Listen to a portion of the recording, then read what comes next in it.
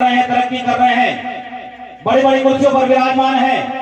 DM है, SSP है, मंत्री है, मुख्यमंत्री है और प्रत्येक व्यवस्था में आर्य समाज बैठा है। इसका कारण हमारे वो भगवान बाबा साहब डॉक्टर भीमराव अम्बेडकर साहब हैं और निश्चित रूप से ये समाज अपने खून का एक कतरा भी अगर उनके सम्मान में बहा दे तो हम उनका एहसान नहीं उतार सकते जितना एहसान उन्होंने हमारे ऊपर किया है। इस समाज को सम्मान दिलाने के लिए, हमारी व्यवस्था को मजबूत करने के लिए बाबा साहब ने उस समय सब कुछ बलिदान कर दिया। तो ऐसे महापुरुषों को याद करते हुए, उनकी जीवन गाथा को याद करते हुए मैं हर जगह कहता हूँ अपने नौजवान साथियों से कि बाबा साहब को मानते तो सब है हम, लेकिन जब तक हम उनकी जीवनी को नहीं पढ़ेंगे, पूरी तरह से व्यवस्था को नहीं समझ पाएंगे। अभी एक सीरियल भी आजकल काफी समय से टीवी पर आ रहा है, जब भी समय लगता है समय से पहुंचता हूं तो मैं निश्चित रूप से उस सीरियल को देखता हूं जिसमें बाबा साहब के संघर्ष को दिखाया गया है। जब वो पैदा हुए इस धरती पर क्या स्थिति थी, हमें पढ़ने का भी अधिकार नहीं था, स्कूल जाने का अधिकार नहीं था। बाबा साहब ने क्लास के बाहर बैठकर शिक्षा ग्रहण की और इतनी प्रबल इच्छा शक्ति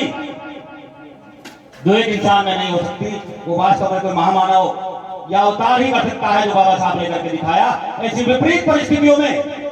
शिक्षा ग्रहण करके क्लास के बाहर पढ़ के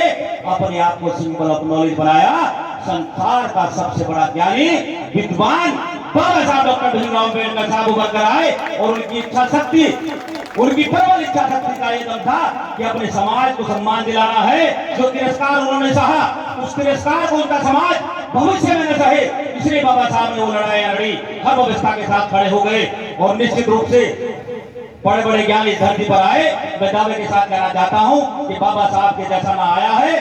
और ना भविष्य में आएगा। ये देश, ये हिंदुस्तान, उस समय भी बड़े बड़े विद्वान यहाँ पर थे जब बाबा साहब को संविधान लिखने का मौका दिया गया। इसलिए दिया गया कि जो उनसे बड़ा ज्ञानी, उनसे बड़ा विद्वान इस हिंदुस्तान के अंदर नहीं था, इसलिए बाबा साहब को